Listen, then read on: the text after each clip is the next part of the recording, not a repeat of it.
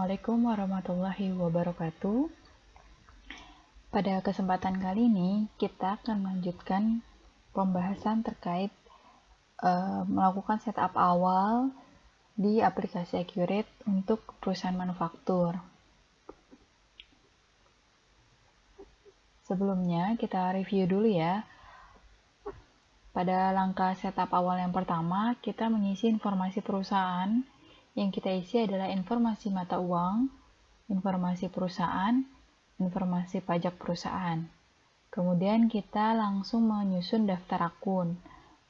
Menyusun daftar akun ini dimulai dari membuat daftar akunnya dulu, baik secara manual atau input satu persatu, atau melalui cara import dari file Excel. Kemudian mengisi akun default untuk mata uang, dan mengisi syarat pembayaran dan kode pajak. Nah, pada kesempatan kali ini, kita akan melanjutkan terkait membuat dan mengentri saldo kartu pembantu. Seperti telah kita ketahui bahwa kartu pembantu ini terdiri dari beberapa, seperti yang pertama adalah kartu pembantu piutang, kartu pembantu utang, kartu persediaan, dan kartu aktiva tetap. Pada pembahasan sebelumnya, kita telah membahas terkait langkah membuat kartu piutang dan langkah membuat kartu utang. Pada kesempatan kali ini, kita akan membahas atau mempraktekkan langkah untuk membuat kartu persediaan. Secara umum, pertama kita akan mengisi nama proyek, daftar departemen, nama gudang, dan kategori barang. Ini bersifat opsional, artinya bahwa jika informasinya tersedia atau jika perusahaan tersebut memiliki atau membuat kebijakan terkait nama proyek, daftar departemen, nama gudang, dan kategori barang. Selanjutnya kita mengaktifkan modul manufaktur. Karena kita sedang mengerjakan kasus perusahaan manufaktur, maka kita harus mengaktifkan dulu modul manufakturnya supaya fitur-fitur manufakturnya bisa muncul atau bisa aktif, berbeda jika kita melakukan mengerjakan siklus perusahaan dagang atau jasa. Kemudian mengisi daftar akun default barang, memilih metode penilaian persediaan, dan membuat kartu persediaan baik secara manual satu persatu ataupun secara import dari file Excel yang telah kita buat sebelumnya. Baik, kita langsung praktekkan. Di bagian ini di langkah ke-10 itu kita mengatur terkait proyek dan departemen. Di sini ada keterangan bahwa dengan proyek dan departemen, Anda dapat menganalisis keuntungan dan kerugian untuk setiap proyek dan departemen. Anda dapat mengisi keterangan singkat di bawah ini, kemudian untuk informasi lengkapnya diisikan di formulir yang bersangkutan. Jadi, jika suatu perusahaan ini misalnya perusahaan manufaktur, dia membuat produknya ini secara proyek gitu ya, jadi berdasarkan pesanan atau proyek, nah dia bisa membuat keterangan proyek yang dia kerjakan seperti nomor proyek, nama proyek, kepala atau yang bertanggung jawab terhadap proyek tersebut, bagian yang mengerjakan proyek, dan nama pelanggan yang memesan proyek tersebut. Kemudian untuk daftar departemen, misalnya perusahaan ini dalam mengolah produknya terdiri dari beberapa departemen seperti departemen pengolahan, departemen perakitan misalnya, kemudian ada departemen finishing dan sebagainya. Jadi di sini ada informasi yang bisa dimasukkan seperti nomor departemen, nama departemen, keterangan, kepala departemen, dan subdepartemen. Karena kasus yang sedang kita kerjakan ini adalah kasus pabrik tempe sejahtera, di mana masih sederhana dan tidak membuat kebijakan terkait proyek dan daftar departemen, maka pada langkah ini kita bisa lewati dulu, di skip dulu, kita lanjut ke tahap berikutnya. Nah, tahap berikutnya seperti yang sudah dijelaskan sebelumnya bahwa kita harus mengaktifkan dulu modul manufakturnya supaya beberapa fitur manufakturnya atau pabrikasinya bisa aktif ketika kita mengisikan nama barang atau nama bahan baku atau bahan penolong.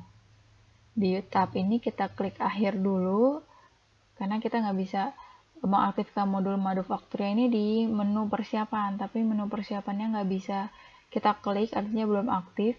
Kita bisa klik tadi akhir dulu di persiapan singkat ini, kemudian kita klik selesai. Ya, di sini menu persiapannya sudah aktif, kita klik menu persiapan, kemudian kita pilih preferensi atau preference, kemudian di bagian sebelah sini kita pilih yang fitur.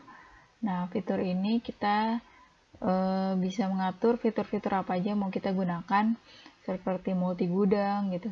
Kalau gudangnya terdiri dari beberapa, lebih dari satu gudang, multi unit, pakai penjual dan sebagainya. Nah, fokus kita di sini ada kotak modul pabrikasi. Jadi dengan kita checklist modul pabrikasi ini, maka nanti modul pabrikasinya akan aktif. Kemudian klik OK. Kita ulangi lagi, untuk mengaktifkan modul pabrikasi, kita pilih menu persiapan, kemudian kita pilih preferensi, kemudian kita pilih fitur, kemudian kita checklist modul pabrikasi, kemudian kita klik OK. Kemudian kita balik lagi ke persiapan singkat, kita pilih menu persiapan, kemudian kita buka persiapan singkat, kemudian kita klik lanjut, jangan lupa diklik persiapan mahir, kemudian lanjut lagi. Nah, kita bisa langsung lengkap ke tadi bagian persediaan. Nah, di sini di bagian gudang dan kategori barang, seperti sebelumnya bahwa diisi jika informasinya tersedia. Di sini misalnya ada gudangnya, gudang umum atau gudang center, jadi cuma karena pabrik tempe ini hanya punya satu gudang gitu ya, tidak ada kebijakan terkait atau informasi terkait dia memiliki lebih dari satu gudang, maka kita tidak perlu mengisi tambahan gudangnya. Begitupun dengan kategori barang, di pabrik tempe sejahtera ini tidak mengatur terkait kategori barang. Jadi ini bisa kita skip. Kalau dikasih kategori barang, misalnya kalau perusahaan elektronik, misalnya perusahaan dia membuat kategori barangnya seperti AC gitu, misalnya televisi, mesin cuci dan sebagainya. Nah, ini kita bisa klik lanjut aja karena informasinya tidak tersedia di pabrik tempe sejahtera. Kemudian kita lakukan kita menentukan akun default barang. Di sini ada informasinya bahwa Anda dapat membuat akun default untuk semua transaksi barang. Jika setiap barang berbeda, maka Anda harus mengisinya di formulir barang. Ya, jadi kita bikin dulu defaultnya. Defaultnya adalah kalau perusahaan manufaktur, akun default barangnya adalah untuk persediaan barang jadi. Jadi di sini akun persediaannya kita pilih persediaan produk jadi. Penjualannya kita pilih penjualan. Akun retur penjualannya kita pilih, harusnya kan ada akun retur penjualan tersendiri ya, tapi balik lagi, kalau perusahaan tidak mempunyai akun retur penjualan, kita bisa menggunakan akun penjualan, karena akun penjualan ini merupakan retur penjualan ini nantinya akan mengurangi nilai dari total penjualan. Diskon barang penjualan atau diskon penjualan juga harusnya ada akun khusus, yaitu adalah diskon penjualan atau potongan penjualan. Karena tidak ada, kita bisa menggunakan akun penjualan, karena sifatnya diskon penjualan atau potongan penjualan akan mengurangi total penjualan. Kemudian di akun barang pengiriman, atau jadi misalnya barang ini dikirim gitu, tapi baru barangnya aja dikirim tapi fakturnya belum disertai dengan faktur penjualan. maka kita pilih persediaan produk jadi aja. Kemudian harga pokok penjualannya kita pilih harga pokok penjualan, retur pembelian kita pilih. Nah, karena di kebijakan perusahaan ini bahwa sistem pencatatan menggunakan sistem perpetual, maka di akun retur pembelian ketika diretur maka akan mengurangi persediaannya ya, mengurangi persediaannya karena ini produk jadi, kita klik aja langsung persediaan produk jadi. Sebenarnya di produk jadi ini nggak ngaruh ya, karena yang diretur adalah bahan bakunya atau bahan pembantunya, bukan produk jadinya. Jadi nanti pun tidak ada transaksi retur atas pembelian produk jadi, karena kan produk jadi ini adalah hasil olahan. Ya, jadi ini tetap aja nggak apa-apa. Kemudian akun biayanya diisi. Nah, di sini ada catatan, akun biaya hanya untuk non persediaan. Misalnya kalau dia punya tipenya jasa dan sebagainya. Tapi ini karena kita isi aja akun biayanya masuk ke harga pokok penjualan. Kemudian akun barang belum ditagihnya kita masukkan saja utang beban. Ya, akun barang belum ditagih. Masuknya ke utang beban. Jadi seperti ini, bahwa akun default barang kita isi dulu akun default barang untuk persediaan barang jadi, maka di sini persediaannya ditulis persediaan produk jadi, penjualannya ditulis penjualan, retur penjualannya kita isi dengan penjualan, diskon barang penjualan juga diisi dengan penjualan karena tidak punya akun khusus ya. Kemudian akun barang pengiriman dipilih akunnya adalah persediaan produk jadi, harga pokok penjualannya diisi harga pokok penjualan, retur pembeliannya kita isi dengan persediaan produk jadi, dan akun biayanya adalah harga pokok penjualan, dan akun barang belum ditagihnya adalah utang beban. Kita bisa juga lihat di informasi persediaan. Ya, di sini ada data yang tersedia, itu ada tadi akun persediaan, akun barang terkirim, dan akun retur pembelian. Di sini ada tertulis persediaannya sesuai dengan jenis persediaannya. Kalau produk jadi berarti produk jadi semua. Oke, dari sini kita bisa klik lanjut. Nah, berikutnya adalah akun default pesanan produksi. Untuk aktivitas fabrikasi, Accurate menggunakan akun-akun ini. Jadi ini diisi, langkah 13 ini diisi hanya untuk perusahaan manufaktur atau perusahaan industri. Kalau perusahaan dagang, perusahaan jasa, langkah ini tidak boleh kita isi gitu ya. Bisa kita lewati saja gitu. Jadi langkah 13 ini hanya diisi untuk perusahaan manufaktur. Kita lihat dulu informasinya bahwa akun default pesanan produksinya di sini persediaan dalam proses, dipilih akunnya adalah persediaan barang dalam proses. Maka di sini persediaan dalam prosesnya kita pilih persediaan barang dalam proses. Kemudian selisih aktual dengan standar, kita pilih akun selisih biaya produksi. Jadi maksudnya apa sih selisih aktual dengan standar? Jadi selisih biaya aktual atau biaya real yang terjadi dengan biaya standarnya atau biaya yang kita perkirakan sebelumnya. Biasanya terkait dengan biaya overhead pabrik ya. Nah, di sini kita lihat ada nggak selisih biaya produksi? Tidak ada ya. Karena tidak ada, maka kita bisa buat akun baru. Nah, kita lihat di sini selisih biaya produksi ini tipe akunnya adalah cost of goods sold atau harga pokok penjualan. Kemudian kita udah pilih harga pokok penjualan, kemudian nomor akunnya. Nomor akunnya di sini 59999, berarti kita ganti jadi 59999. Kemudian nama akunnya, kita lihat di sini nama akunnya selisih biaya produksi. Berarti kita masukkan selisih biaya produksi. Kemudian saldo awalnya tidak perlu diisi karena tidak ada saldo awal.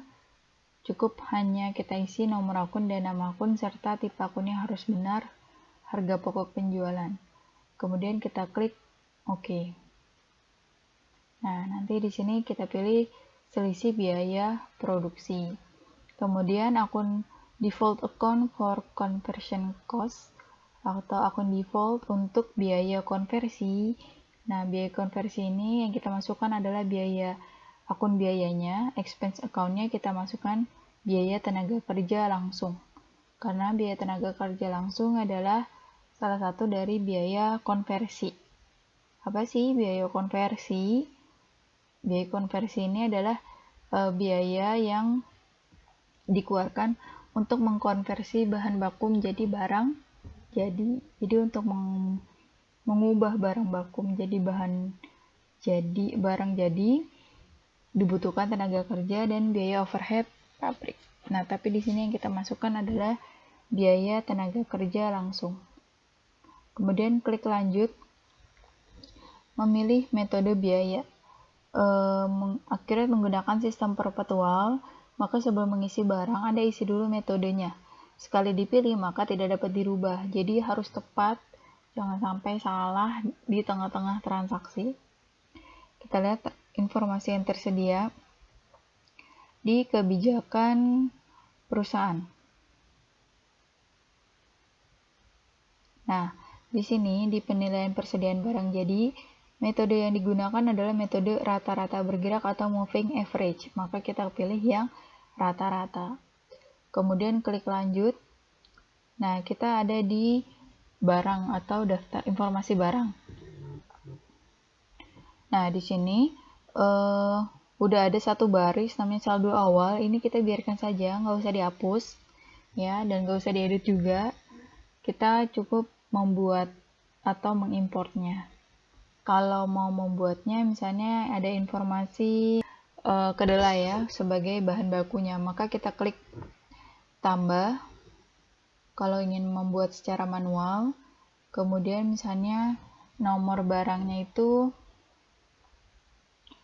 P002, keterangan di sini tipe barangnya persediaan ya. Non persediaan dan servisnya jangan diklik, tapi kita klik persediaan.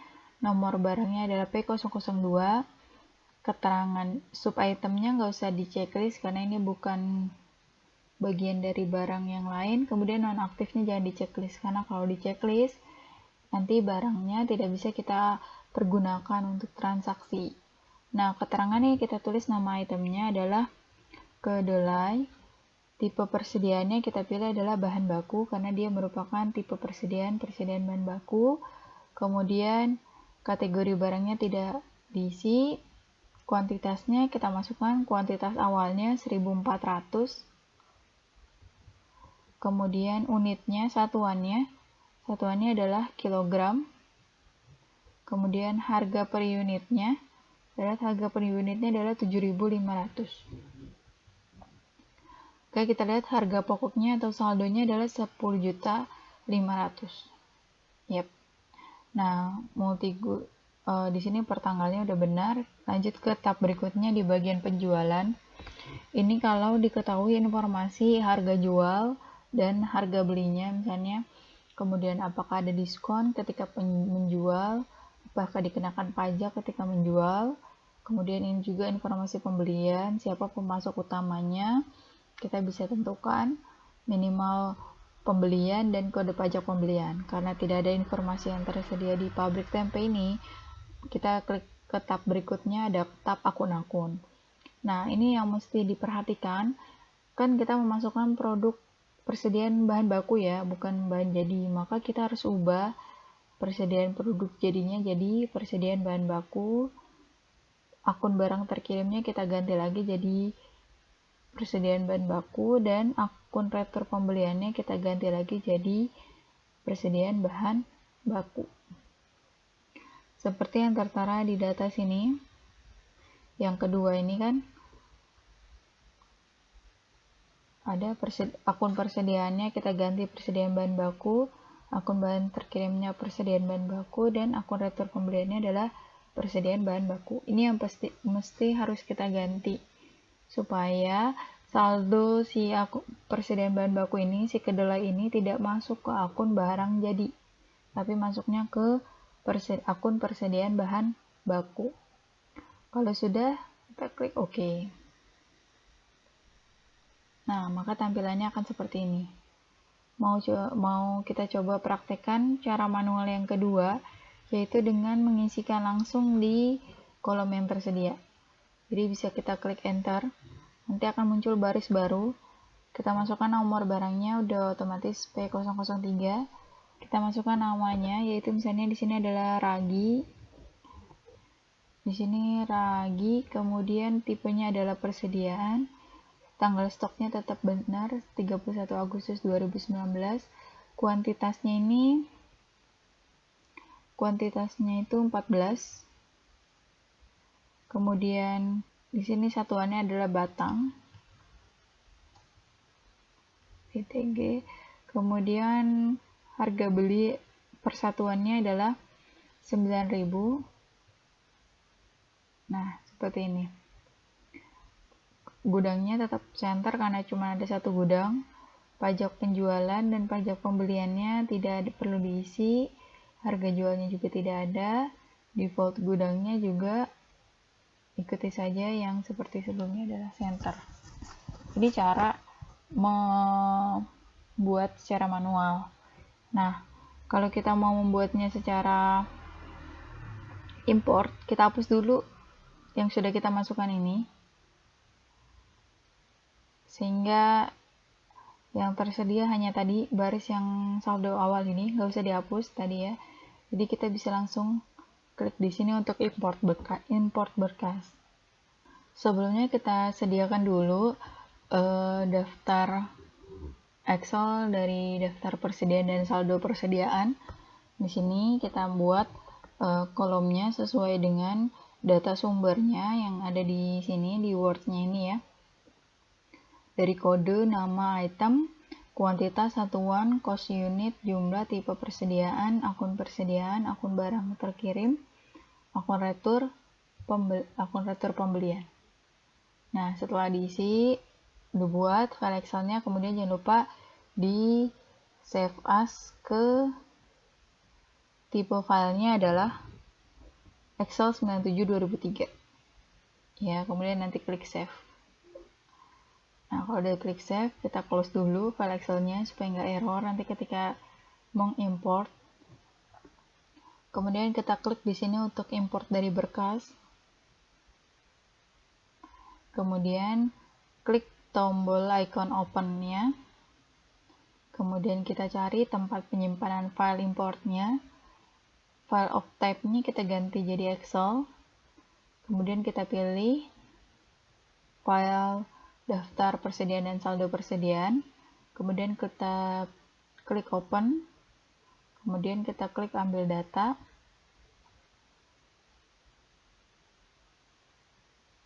kita tunggu sampai data sumbernya muncul. Nah, seperti biasa ketika kita import, di kotak yang data sumber yang paling bawah ini, kepala kolom dari data sumbernya yaitu yang di baris pertama ini, kode barang dan sebagainya, kita hapus dengan cara diklik kanan, kemudian klik hapus. Oke, kemudian setelah dihapus, baru kita definisikan kolom data sumber ke definisi kolom di accurate.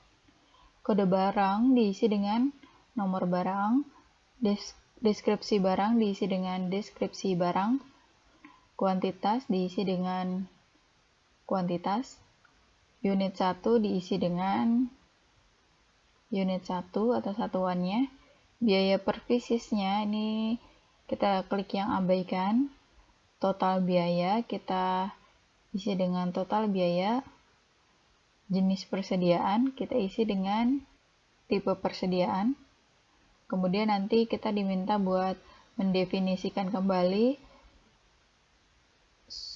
tipe persediaannya, persediaan produk jadi, kita pilih dengan barang jadi. Persediaan bahan baku, kita pilih bahan baku. Persediaan bahan pembantu, kita pilih bahan baku pembantu. Kemudian kita klik OK. Nah, jangan lupa di scroll sampai ke bawah supaya jangan ada yang tertinggal. Untuk mendefinisikan kolom ini, akun persediaan diklik. Akun persediaannya kita cari namanya yang sesuai, akun persediaan. Nih dia, akun persediaan. Kemudian kita, karena ada 3 akun, kita definisikan lagi dari data sumber. Definisikan persediaan produk jadi ke akun persediaan produk jadi. Kemudian persediaan bahan baku didefinisikan ke persediaan bahan baku. Persediaan bahan pembantu didefinisikan ke persediaan bahan pembantu. Kemudian klik OK. Kemudian akun barang terkirim kita cari juga, didefinisikan ke akun Goods in Transit Account. Ya, ini agak beda bahasanya, jadi dia pakai bahasa Inggris sendiri. Akun barang terkirim dicocokkan ke Goods in Transit Account. Persediaan produk jadi kita pilih persediaan produk jadi seperti yang tadi. Bahan baku kita pilih akun persediaan bahan baku. Bahan pembantu kita pilih akun persediaan bahan pembantu, kemudian klik OK. Kemudian untuk akun retur pembelian kita cari, definisikan ke akun retur pembelian. Ya, jangan terbalik ya. Jadi akun retur penjualan tapi akun retur pembelian. Akun retur pembelian produk jadi didefinisikan ke produk jadi, bahan baku ke bahan baku, bahan pembantu ke persediaan bahan pembantu. Kemudian klik OK. Pastikan sudah semua terdefinisikan. Kemudian di tengah ini tipe barang dipilih, tipe barangnya adalah persediaan karena semuanya berbentuk barang. Kemudian kita checklist kotak tambah saldo jika nomornya sama untuk mengaktifasi jika ada nama barang yang double. Kemudian klik import data. Nah, maka kalau berhasil nanti 6 data akan terimport dan 0 data gagal. Ya, nanti seperti ini tampilannya. Nah, khusus untuk perusahaan manufaktur mesti dicek lagi nih satu-satu. Tadi kita coba cek yang tempe ini sebagai produk jadi, coba kita klik ubah. Yang krusial ada kita lihat di akun-akunnya. Nah, persediaannya sudah sesuai belum? Tadi tempe, persediaan produk jadinya kan, dia di akun persediaan, akun barang terkirim, dan akun retur pembeliannya udah sama, persediaan produk jadi. Oke, kita cek lagi yang sampel yang kedelai.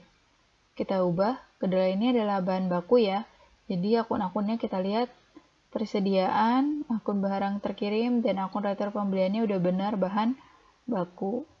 Kemudian yang paling bawah daun pisang misalnya, kita klik tombol ubah, kita lihat ini kan dia persediaan merupakan persediaan bahan baku pembantu. Kita lihat di tab akun-akun, akun persediaan, akun barang terkirim, dan akun retur pembeliannya juga udah terisi persediaan bahan pembantu. Nah, ini akan seperti ini jika tadi sebelum kita mengimport daftar barang, kita sudah mengaktifkan modul manufaktur. Kalau kita belum mengaktifkan modul manufaktur, maka ketika kita mengimport daftar barang, akun-akun yang ada di masing-masing tipe persediaan ini semuanya jadi barang jadi. Jadi nanti apa akibatnya? Akibatnya barangnya sukses terimport, tapi ternyata nanti di akhir karena kita nggak tahu semuanya masuk persediaan barang jadi, persediaan produk jadi. Nah, pas di akhir pas kita lihat neraca, saldonya semuanya ngumpul di persediaan produk jadi, ya, karena di sininya tidak tepat gitu ya. Jadi tips di sini adalah untuk perusahaan manufaktur, sebelum mengimpor barang, daftar barang, maka aktifkan dulu modul manufakturnya. Kemudian baru mengimport daftar barangnya supaya saldo yang terimport masuk ke akun persediaan yang sesuai seperti bahan baku, bahan penolong atau bahan pembantu, dan ke produk jadi. Yap, demikianlah langkah untuk mengatur atau membuat kartu persediaan di Accurate. Terima kasih.